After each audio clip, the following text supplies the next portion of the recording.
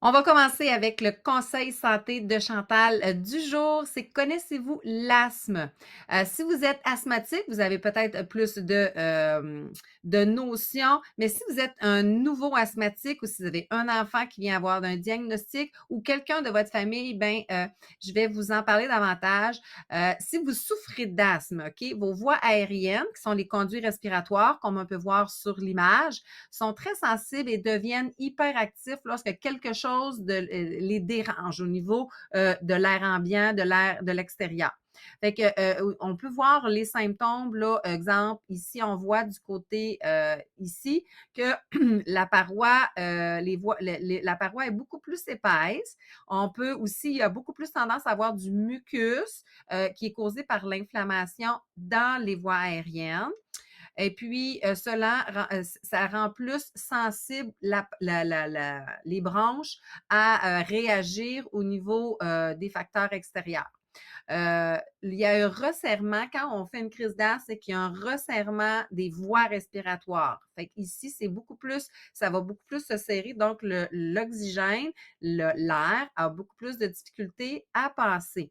Parce que l'air, comment ça fonctionne? C'est que l'air va rentrer dans les poumons et va se rendre jusqu'aux capillaires qui sont au bout des petites branches, les bronchioles, des bronches, et va faire par un échange capillaire, va transmettre l'oxygène qui va se rendre dans le sang et l'oxygène va être transporté dans le sang via l'hémoglobine pour aller dans les différentes parties du corps, muscles, organes et tout ça que notre corps a besoin en oxygène se trouve être l'essence de nos muscles.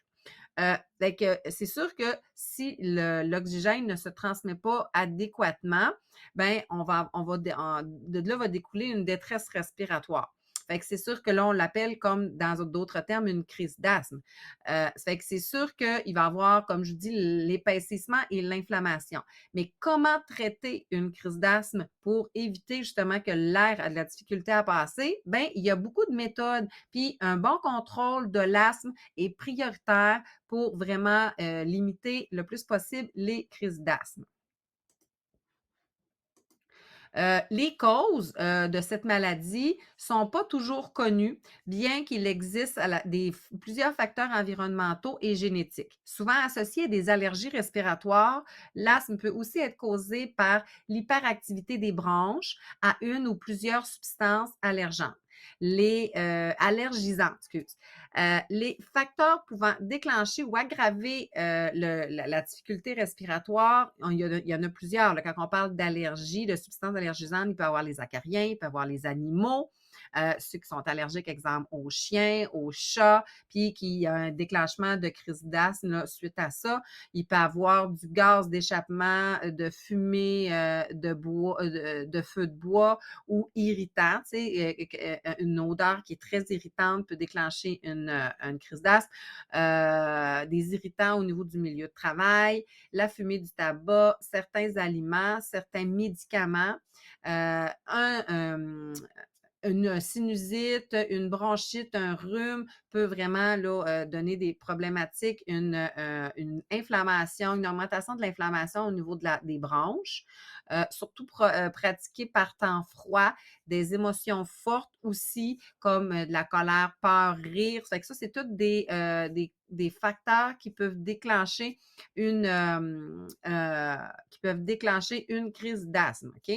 Ici, vous voyez, je vais vous remettre là, en commentaire, vous allez avoir la fiche aussi, c'est un profil pulmonaire qui permet de révéler les éléments d'information que vous vivez et les répercussions sur votre vie quotidienne. Fait que là, j'ai mis le code QR. Vous allez pouvoir aller scanner le code QR et vous allez accéder au petit formulaire pour pouvoir remplir votre profil pulmonaire à vous et comme je vous dis, ça a comme répercussion dans votre vie. OK? Ici, on voit, là, moi, j'ai pris ça ici, là, il y avait une belle affiche,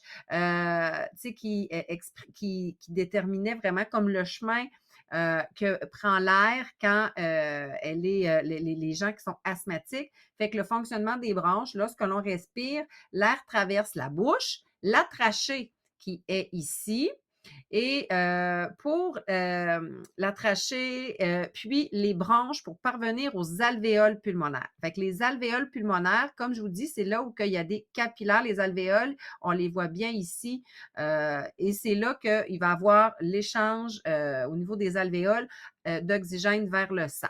Fait que l'asthme est vraiment considéré comme une maladie chronique. Ça fait quand on dit les gens qui ont des maladies chroniques peuvent être vaccinés, exemple pour la grippe, pour la COVID-19 et tout ça, ben, l'asthme fait partie des maladies chroniques. Puis ils sont caractérisés par une inflammation des bronches. Ça fait qu'il faut vraiment retenir l'inflammation. Et comment on traite l'inflammation? Ben, c'est vraiment par de la médication. Fait que la médication utilisée quotidiennement va vous permettre de diminuer votre inflammation au niveau des bronches. OK? Ça fait que c'est vraiment très important de suivre son traitement régulier chaque jour parce que quand on le fait chaque jour, c'est vraiment des pompes qui vont avoir de la cortisone à l'intérieur, vont vous aider à aller traiter l'inflammation localement au niveau des bronches. C'est parce que les médicaments de contrôle sont habituellement pris chaque jour, même en l'absence de symptômes. Donc, c'est pas parce qu'on se sent mieux qu'on arrête ou qu'on peut sauter des journées. C'est important de les prendre à tous les jours. Ces médicaments n'offrent pas un soulagement immédiat, mais lorsque les symptômes de l'asthme ou une diminution de la prise de médicaments ou qu'il y a lorsqu'il y a une diminution de la prise de médicaments, ben, des fois, on peut voir la réapparition du symptôme de l'asthme. Ils rendent également les bronches moins vulnérables aux facteurs extérieurs qui va déclencher des crises d'asthme, donc moins vulnérables, ce qui diminue considérablement la fréquence et la gravité des crises d'asthme. Fait que c'est vraiment important, comme je vous dis, de bien suivre son traitement. Fait que vous ayez 1, 2 ou 3 pompes, mais de le prendre quotidiennement. Souvent, les pompes de corticostéroïdes sont pris 2 fois par jour, donc le matin et le soir. C'est sûr que je vous conseille vraiment de le prendre avec une aréochambre. Pour ceux qui ne savent pas c'est quoi un aréochambre, ben, c'est un genre de petit tuyau.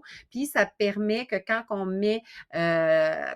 pousse sur votre pompe, ben que l'air va vraiment dans vos poumons et non pas que ça soit juste envoyé sur la langue. Mais il y a différentes façons, il y a différentes sortes de pompes. Vous en avez, c'est des comprimés qu'on perce la capsule puis le contenu est inhalé, mais vous avez aussi des pompes avec des sprays. Donc, soyez vraiment là, informés sur la bonne prise de vos pompes pour optimiser le traitement de votre asthme. Fait que là-dessus, c'est ça. Ça fait que si vous avez plus d'informations, je vais refaire une autre capsule parce que c'est sûr que l'asthme, c'est un gros. Il y a beaucoup, beaucoup de détails en lien avec le traitement. Fait que suivez, je vais éventuellement faire une autre capsule qui va compléter celle-ci, là, mais au niveau du traitement, au niveau des différentes pompes et comment prendre vraiment adéquatement ces pompes correctement. C'est que si vous avez des questions, vous pouvez écrire aussi en commentaire, puis je peux aller vous répondre sous la vidéo. Un gros merci d'avoir écouté et j'espère que ça vous a aidé à mieux vous renseigner sur l'asthme.